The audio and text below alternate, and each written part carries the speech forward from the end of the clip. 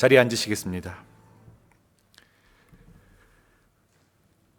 이스라엘은 독특한 정치 체계를 가지고 있던 나라였습니다. 본래 이스라엘은 하나님이 다스리는 신정 체제의 국가였습니다. 그러나 사람들은 왕을 원했고 하나님이 그들의 요구를 들어주셨습니다. 그래서 신정 안에서의 왕정 체제를 갖게 되었습니다.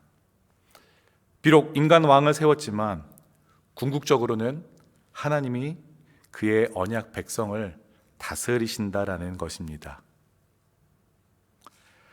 다윗의 아들 솔로몬 시절에는 전쟁이 없었습니다. 솔로몬은 40년간 이스라엘을 다스렸는데 그 중에 성전 건축에 7년, 왕궁 건축에 13년, 합이 20년을 건축하는 일에 집중했습니다. 이 건축하는 동안에 너무나 많은 인력이 동원되어야 했고 또한 값비싼 건축 자재를 충당하기 위해 많은 세금을 백성들로부터 걷어들여야 했습니다. 이런 일들로 백성들의 불만이 쌓여갔습니다. 그리고 이 결과 왕국이 둘로 나눠지게 됩니다. 솔로몬의 신하 여로보암이 반역을 일으켜 10지파를 얻고 솔로몬의 아들인 르호보암이 남유다를 다스리게 됩니다. 오늘 본문은 북이스라엘이 이스라엘이 두 왕국으로 쪼개지게 되는 이유와 근거를 제시해 줍니다. 열왕기상 11장에서 이 솔로몬의 대적들이 등장하는데요. 그 중에 첫 번째 인물은 에돔 사람 하닷입니다. 그리고 두 번째는 엘리아다의 아들 르손, 그리고 세 번째가 후에 북이스라엘의 초대 왕이 되는 여로보암입니다. 26절 말씀에 솔로몬의 신하 느밧의 아들 여로보암이 또한 손을 들어 왕을 대적하였으니 그는 에브라임 족속인 스레데 사람이요 그의 어머니의 이름은 스루아이니 과부더라. 그는 일찍 아버지를 잃고 홀어머니 밑에서 어렵게 자랐을 것입니다. 그런데 열왕기 저자가 여로보암의 이 어머니의 이름을 언급합니다. 그것도 과부인 어머니의 이름을 언급한 것은 그가 앞으로 하게 될 중요한 역할을 암시해 주는 것입니다. 여로보암은 솔로몬의 신하 중 한 사람이었습니다. 솔로몬이 많은 건축을 하였는데 그때에 요셉 족속의 일을 감당하던 사람이었습니다. 그런 여로보암이 솔로몬의 대적자가 됩니다. 솔로몬의 신하였던 여로보암이 어떻게 왕의 대적자가 되었는지 함께 우리 35절 말씀에서 살펴보겠습니다. 내가 그의 아들의 손에서 나라를 빼앗아 그 10지파를 내게 줄 것이요. 이 구절을 통하여 여로보암이 스스로 솔로몬의 대적자로 나선 것이 아니라 하나님이 주관하셨다라는 것을 알 수 있습니다. 그렇다면 하나님은 무엇을 하시기 위해 여로보암을 솔로몬의 대적자로 삼으셨을까요? 자, 그럼 먼저 솔로몬의 삶을 들여다보기 원합니다. 하나님께서는 다윗과의 언약을 지키시기 위해 솔로몬을 다윗을 이은 왕으로 세우셨습니다. 그리고 그에게 전무후무한 지혜를 주셨습니다. 엄청난 부와 명예도 함께 주셨지요. 여러분은 솔로몬을 어떻게 평가하시나요? 하나님께 재물과 무병장수를 구하지 않고 지혜를 구한 겸손의 왕, 일천번제를 드린 왕, 그리고 하나님이 거하실 곳이 없는 것을 매우 마음 아파하여 성전까지 지은 신실한 왕의 이미지를 갖고 계신가요? 사실 솔로몬은 그리 신실하지 못한 왕이었습니다. 열왕기상 3장 1절에 솔로몬이 애굽의 왕 바로와 더불어 혼인 관계를 맺어 그의 딸을 맞이하고, 그는 제위 초기부터 하나님께서 금지한 이방 여인과 결혼을 했습니다. 애굽 왕 바로의 사위가 된 것입니다. 이것은 애굽과의 우호적 관계를 얻고자 한 정략적 결혼이었습니다. 또한 이방 여인 1000명을 후궁으로 첩으로 들이는데, 이 여인들이 결혼을 할 때 반드시 그 나라의 신들, 즉 우상들을 가지고 왔습니다. 그야말로 이스라엘은 솔로몬으로 인하여서 종교 백화점이 되었습니다. 이와 같이 그는 하나님을 버리고 우상을 섬겼습니다. 솔로몬은 하나님을 의지했습니다. 그러나 그는 애굽을 선택하였습니다. 세상 나라 힘을 의지하고 하나님을 떠났습니다. 열왕기상 11장 33절에 이는 그들이 나를 버리고 시돈 사람의 여신 아스다롯과 모압의 신 그모스와 암몬 자손의 밀곰을 경배하며 그의 아버지 다윗이 행함 같지 아니하여 내 길로 행하지 아니하며 나 보기에 정직한 일과 내 법도와 내 율례를 행하지 아니함이니라. 하나님은 그가 나를 버렸다라고 하십니다. 그 결과 솔로몬은 징계를 받게 되는데, 하나님은 여로보암을 대적자로 세워 이스라엘 왕국을 둘로 쪼개십니다. 이것은 명백한 하나님의 징계였습니다. 한편 여로보암은 아히야 선지자를 통해 자신이 10지파를 다스리게 될 것이라는 하나님의 말씀을 듣습니다. 이것은 여로보암 자신 때문이 아니라 역사의 주관자이신 하나님이 그를 들어 쓰시겠다고 하신 것입니다. 열왕기상 11장 38절에 내가 만일 내가 명령한 모든 일에 순종하고 내 길을 행하며 내 눈에 합당한 일을 하며 내 종 다윗이 행함같이 내 율례와 명령을 지키면 내가 너와 함께 있어 내가 다윗을 위하여 세운 것 같이 너를 위하여 견고한 집을 세우고 이스라엘을 내게 주리라 고 하나님이 약속하셨습니다.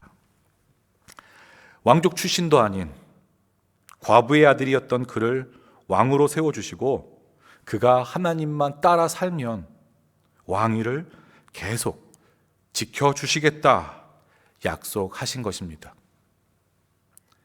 그러나 여로보암은 무엇을 선택하였나요? 그가 선택한 길은 무엇입니까? 성경에는 유명한 표현이 있습니다. 여호와 보시기에 악을 행하되 여로보암의 길로 행하였다. 그는 그렇게 악한 길을 가는 사람의 상징이 되었습니다. 그는 이전 사람보다 더 악을 행하고 우상을 세워 하나님을 노엽게 하였습니다. 그 결과 하나님은 여로보암과 이스라엘을 버리십니다. 열왕기상 14장 16절에 여호와께서 여로보암의 죄로 말미암아 이스라엘을 버리시니 이는 그도 범죄하고 이스라엘로 범죄하게 하였음이니라 하니라. 하나님은 솔로몬과 여로보암에게 동일하게 하나님의 명령을 지키고 그의 길을 따를 때에 왕위를 보전하게 하신다라고 약속하셨습니다. 그러나 솔로몬과 여로보암은 하나님을 버리고 악한 길을 행하여 하나님께 범죄하였습니다. 하나님은 오늘을 사는 우리에게도 약속을 주십니다. 여호수아 1장 8절에 이 율법책을 내 입에서 떠나지 말게 하며 주야로 그것을 묵상하여 그 가운데 기록한 대로 다 지켜 행하라. 그리하면 내 길이 평탄하게 될 것이라 내가 형통하리라. 이처럼 매일매일 하나님은 우리가 말씀대로 살아야 한다라고 하십니다.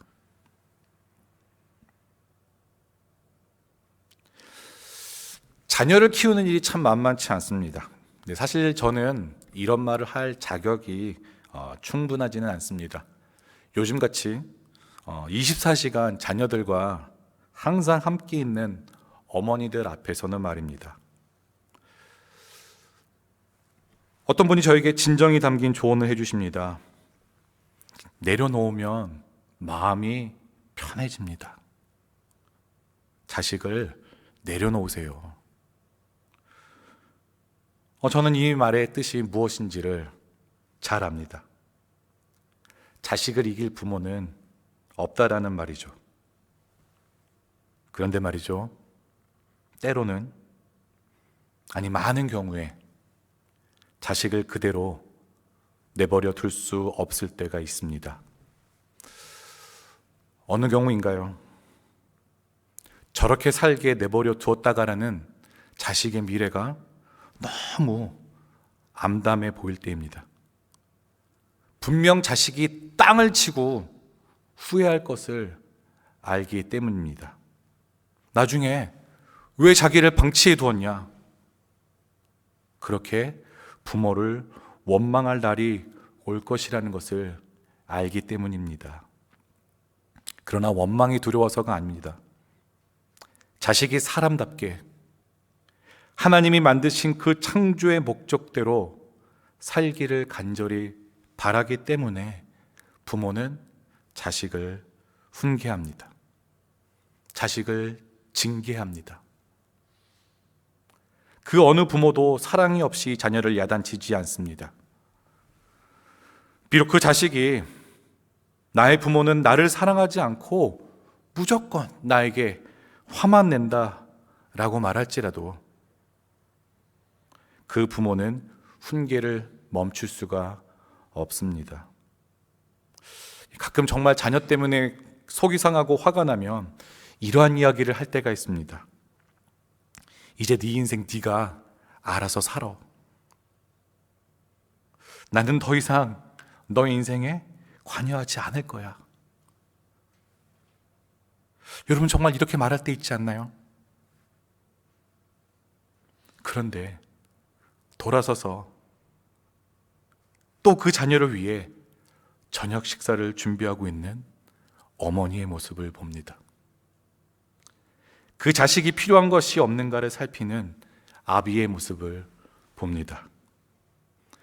밤에 잘 때 얘 이불을 걷어차고 자고 있지는 않나 들여다보는 것이 부모입니다.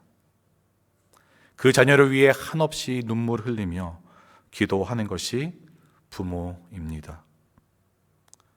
자식이 부모의 마음을 알아주기를 간절히 바라며 속이 터져도 자식을 가르치고 또 가르칩니다. 그렇다면 자녀된 우리를 향한 하나님의 마음은 어떠하실까요? 우리는 매주 말씀을 듣고 들은 말씀을 가슴에 새기며 이번 한 주도 말씀대로 살아보겠다고 굳게 다짐합니다. 그런데 막상 바쁜 일상으로 돌아가서 아이들과 씨름하고 업무에 쫓기다 보면 어느새 한 주가 금세 지나갑니다. 말씀대로 살기는커녕 하루에 성경을 한 장도 읽지 못한 채 지날 때도 있습니다. 그리고 또다시 주일이 되면 우리는 말씀대로 살지 못했다고 고백하며 회개합니다. 그리고 또 말씀을 듣습니다. 또 마음의 감동을 주십니다. 이제는 무슨 일이 있더라도 말씀대로 살기로 작정합니다. 말씀대로 살 수 있도록 도와달라고 간절히 기도합니다. 그런데 여러분, 지난 한 주를 말씀대로 사셨습니까? 우린 말씀대로 살려고 애쓰고 또 애쓰지만 많은 경우에 실패합니다. 그렇다면은 우리가 말씀대로 살지 않을 때 솔로몬과 여로보암이 징계를 받았던 것처럼 우리도 하나님께 버림을 받게 되는 것일까요?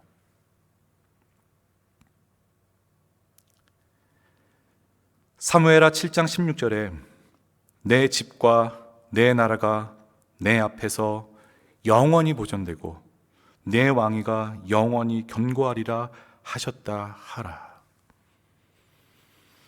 비록 솔로몬이 하나님을 버리고 우상을 쫓아갔지만 여로보암이 하나님의 약속을 쫓지 않고 악의 길을 선택하였지만 하나님은 다윗과의 언약을 신실하게 지키셨습니다.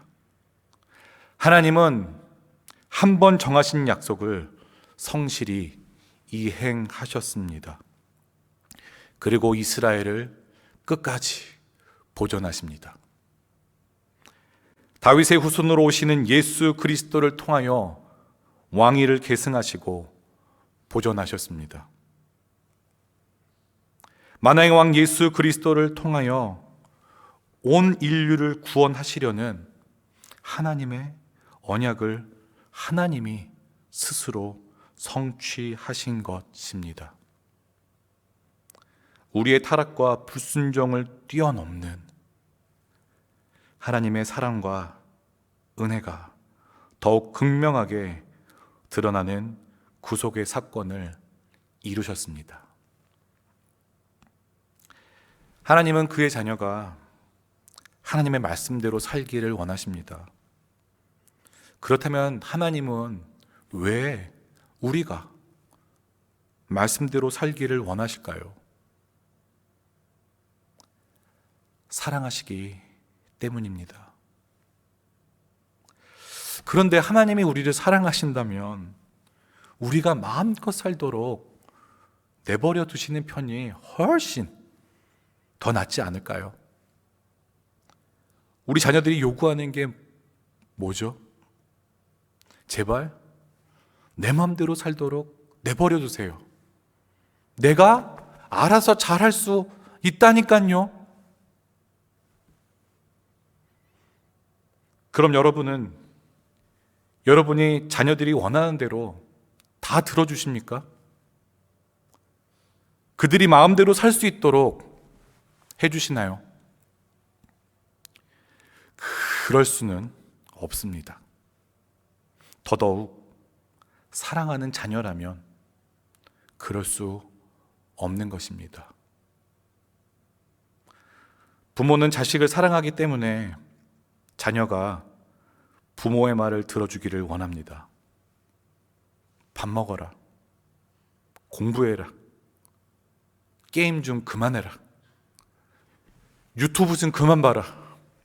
네가 유튜버냐? 다 누구를 위해 하는 말인가요?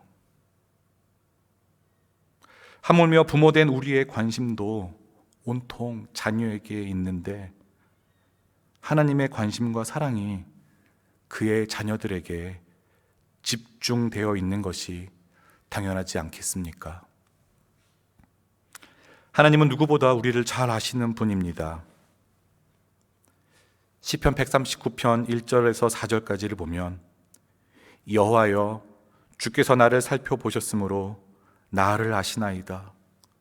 주께서 내가 앉고 일어섬을 아시고 멀리서도 나의 생각을 밝히 아시오며 나의 모든 길과 내가 눕는 것을 살펴보셨으므로 나의 모든 행위를 익히 아시오니 여호와여 내 혀의 말을 알지 못하시는 것이 하나도 없으시니이다. 그래서 하나님은 그의 자녀를 위하여 징계를 사용하시기도 합니다. 그러나 그 징계는 영원하지 않습니다. 징계는 하나님의 자녀를 만들기 위한 하나님의 아픈 수단일 수밖에 없습니다. 히브리서 12장 6절과 8절에 보면 주께서 사랑하시는 자를 징계하시고 그가 받아들이시는 아들마다 채찍질 하심이라 하였으니 너희가 참음은 징계를 받기 위함이라. 하나님이 아들과 같이 너희를 대우하시나니 어찌 아버지가 징계하지 않는 아들이 있으리요. 징계는 다 받는 것이거늘 너에게 없으면 사생자요 친아들이 아니니라. 이 징계라는 헬라어 단어 파이데이아는 자녀, 어린이라는 말 파이디온과 밀접한 연관이 있습니다. 이것은 하나님이 자녀를 만들어 간다라는 뜻입니다. 내 자녀이기 때문에 하나님이 징계하시는데 그 징계는 일시적으로 드시는 하나님의 회초리입니다. 우리는 하나님의 말씀을 따라 살아야 합니다. 그러나 우리가 징계가 두려워 하나님의 말씀을 따라 사는 것이 아닙니다. 더욱이 하나님께 보상받으려고 말씀을 따라 사는 것도 아닙니다. 더욱이 하나님께 보상받으려고 말씀을 따라 사는 것도 아니고, 그러기에 하나님은 우리와 거래를 원하시는 분이 아닙니다. 우리가 한 만큼 보상하시고 그에 미치지 못하면 벌을 주시는 그러한 관계를 원하시지 않습니다. 우리 중에 자녀에게 혹은 배우자에게 우리가 해준 만큼 사랑을 돌려받지 못하면 벌을 주고 관계를 끊어버리는 사람은 없을 것입니다. 만일 있다면 그것은 사랑보다 조건이 우선한 경우입니다.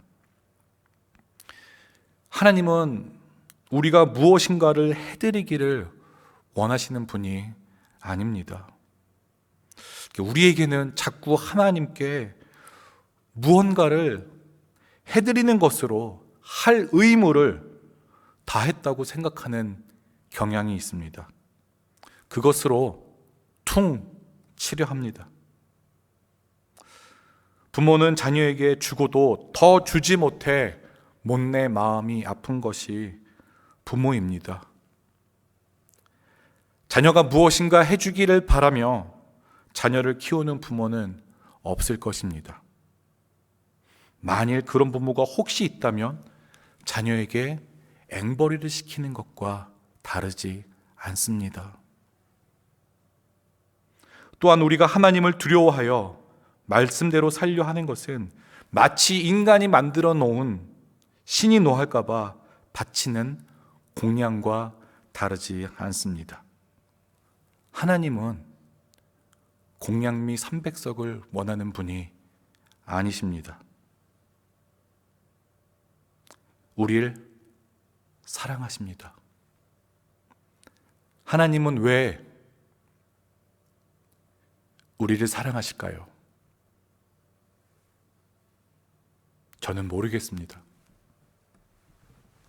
여러분은 여러분의 자녀를 왜 사랑하시나요? 성적을 잘 받아와서요?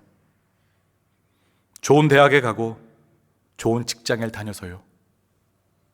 만일 그렇지 않다면 여러분은 여러분의 자녀를 사랑하지 않으실 겁니까? 내 자식이기 때문에 사랑하는 것입니다.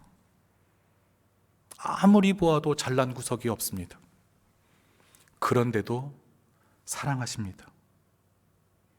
하나님은 우리를 사랑하신답니다. 받을 자격이 없는데 사랑하신답니다. 이것이 은혜입니다. 값없이 주시는 하나님의 은혜, 바로 헤세드입니다. 우리는 이 사랑으로 인해 이 은혜로 말미암아 구원받은 사람들입니다. 에베소서 2장 8절 9절에 너희는 그 은혜에 의하여 믿음으로 말미암아 구원을 받았으니 이것은 너희에게서 난 것이 아니요 하나님의 선물이라. 행위에서 난 것이 아니니 이는 누구든지 자랑하지 못하게 함이라. 우리는 하나님의 자녀이기 때문에 하나님의 말씀대로 살아야 합니다. 부모가 자식이 그의 말을 따라 살기를 원하는 것처럼 하나님은 자녀된 우리가 그의 말씀을 따라 살기를 원하십니다. 그러나 아이러니하게도 우리에게는 그 말씀을 따라 그 말씀을 다 지킬 만할 능력이 없습니다. 로마서 7장 21절에서 24절을 보면은요, 그러므로 내가 한 법을 깨달았노니 곧 선을 행하기 원하는 나에게 악이 함께 있는 것이로다. 내 속사람으로는 하나님의 법을 즐거워하되 내 지체 속에서 한 다른 법이 내 마음의 법과 싸워 내 지체 속에 있는 죄의 법으로 나를 사로잡는 것을 보는도다. 오호라, 나는 공고한 사람이로다. 이 사망의 몸에서 누가 나를 건져내랴. 사도 바울이 이렇게 이야기합니다.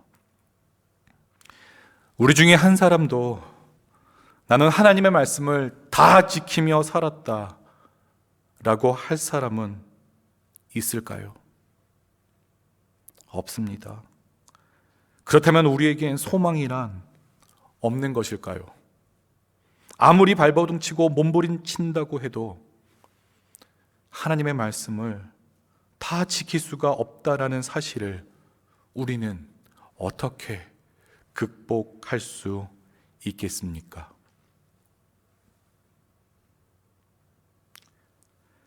결코 이 문제를 스스로 해결할 수 없는 우리들을 위해 하나님은 예수 그리스도를 보내어 주셨습니다. 소망이 없는 우리에게 친히 소망이 되어 주시기 위해 이 땅에 오셨습니다.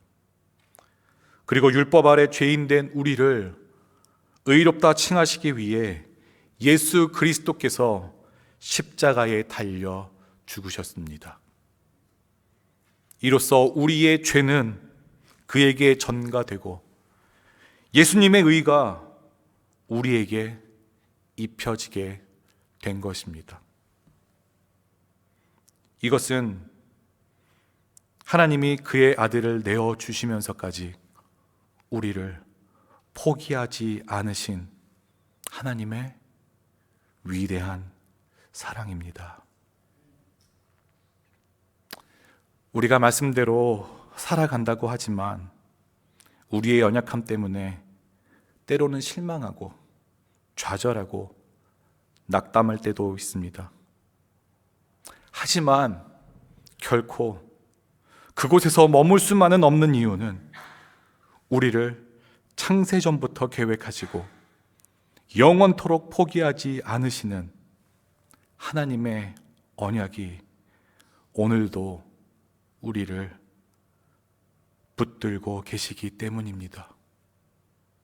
이것이 우리의 유일한 소망입니다. 그 어떤 것도 이 소망에서 우리를 끊어낼 수는 없습니다.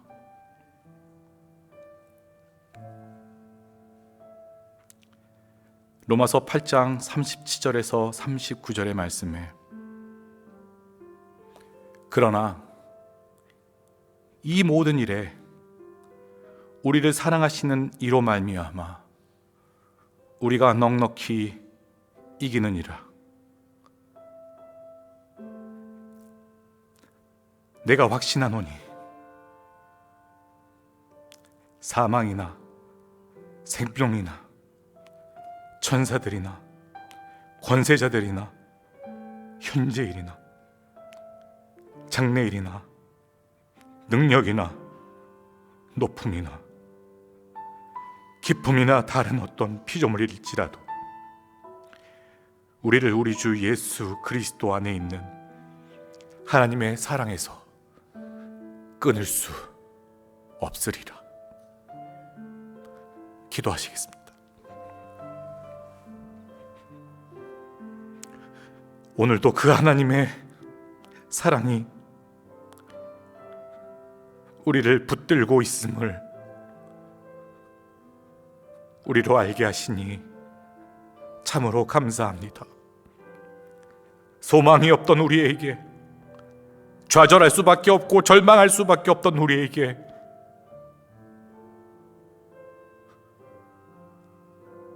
우리를 회복하시되 영원토록 온전히 회복하시는 그 하나님의 신실하신 사랑으로 우리가 다시금